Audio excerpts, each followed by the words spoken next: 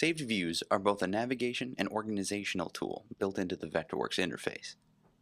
They allow you to save camera orientation, zoom, pan, page location, render modes, as well as layer and class visibility.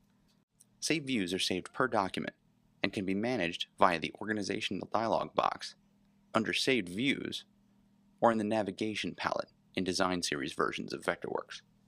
To better explain how they function, first we'll go through the process of creating one, then cover the individual options one at a time. To create a new saved view, which will use your current camera position, layer and class settings, etc., go to View, Save View. We will name this view Main. Now that this view has been saved, I'll change View to show another portion of the document. I'll change a few class visibilities and zoom in a bit. Now I wish to return to the view that I saved. To do this, I simply use the Saved Views dropdown from the view bar, then select the view I saved, Main.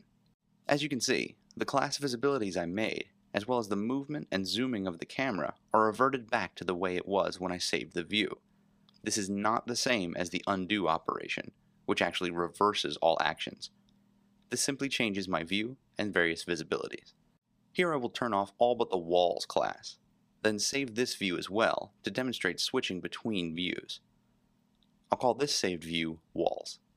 The next view and previous view commands below will swap between the previous and next saved views in the list if you have more than one saved already. I can switch between Walls and Main freely, as you can see here. As for the specifics of what a saved view can control, we'll use View, Save View again, then cover the options.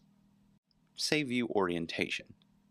This will cause the view itself to be saved, such as standard views like top plan and right isometric, as well as custom ones arrived at via the flyover tool. It includes perspective projection, and in design series versions of Vectorworks, it will include plan rotation and clip cube position as well. Save Zoom and Pan. This simply saves the zoom level and the location the pan tool has brought the view to. Save Page Location.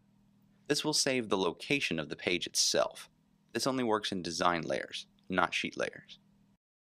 Save Unified View.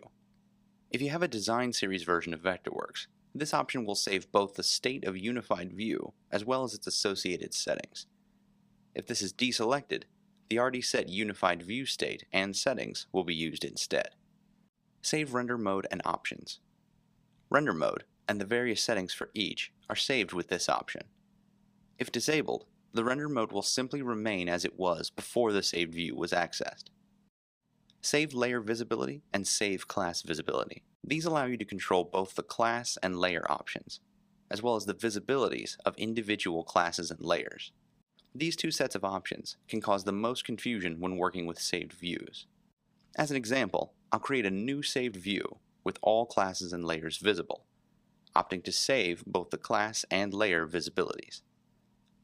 If I create new classes and/or layers, then add objects to them, returning to the saved view will cause these objects to disappear. This is because the classes and layers I placed the new objects in did not exist when I created the saved view. Therefore, those classes and layers will be set to invisible by default in the saved views settings. Saved views can also be edited after the fact, under Tools, Organization, Saved Views, or in the navigation palette in design series versions of Vectorworks. In the Saved Views tab, you can see a summary of all of its settings displayed as icons. This indicates the view is top plan. This indicates a 3D view. This icon indicates that the page setting has been saved. Here you can see the active class. Over to the right, you'll see the active layers. These groups of icons under Class Options and Layer Options represent various states. Class Options is currently set to Show, Snap, Modify Others. Layer Options is currently set to Gray Snap Others. To alter these settings, click the desired saved view and then Edit. You'll see exactly the same settings as you did when we created the saved view initially.